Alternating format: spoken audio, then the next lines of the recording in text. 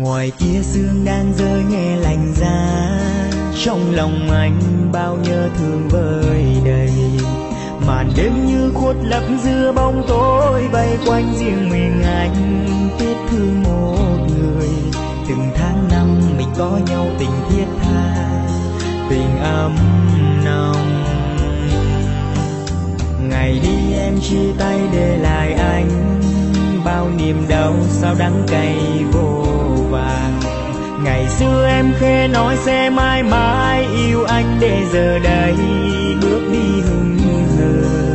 Giờ mới hay mình mất nhau mình mãi xa, nghe sao lòng xót xa.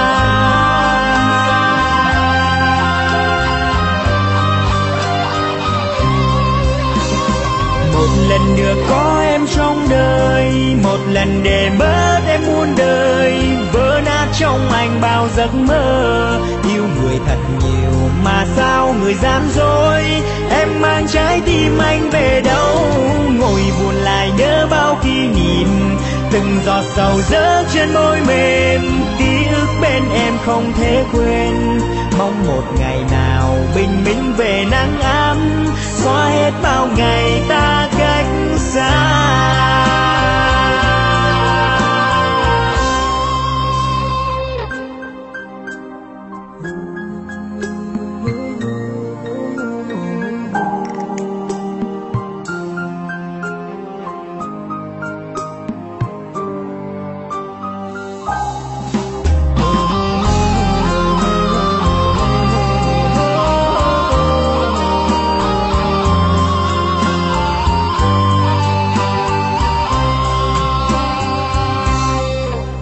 Ngoài kia sương đang rơi nghe lạnh giá, trong lòng anh bao nhớ thương vơi đầy. Màn đêm như khuất lấp giữa bóng tối, vây quanh riêng mình anh tiếc thương một người. Từng tháng năm mình có nhau tình thiết tha, tình ấm nồng. Ngày đi em chia tay để lại anh bao niềm đau sao đắng cay vô vàng. Ngày xưa em khẽ nói sẽ mãi mãi yêu anh, để giờ đây bước đi hững hờ. Giờ mới hay mình mất nhau mình mãi xa, nghe sao lòng xót xa.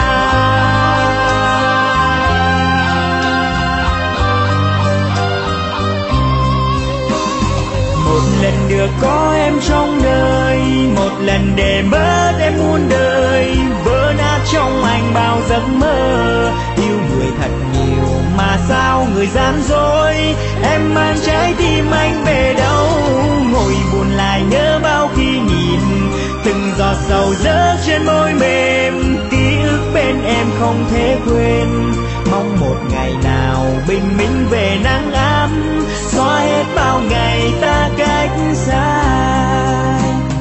Một lần được có em trong đời, một lần để mất em muôn đời. Vỡ nát trong anh bao giấc mơ, yêu người thật nhiều mà sao người gian dối. Em mang trái tim anh về đâu, ngồi buồn lại nhớ bao kỷ niệm.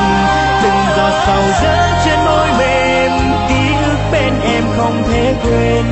Mong một ngày nào bình minh về nắng ấm, xóa hết bao ngày ta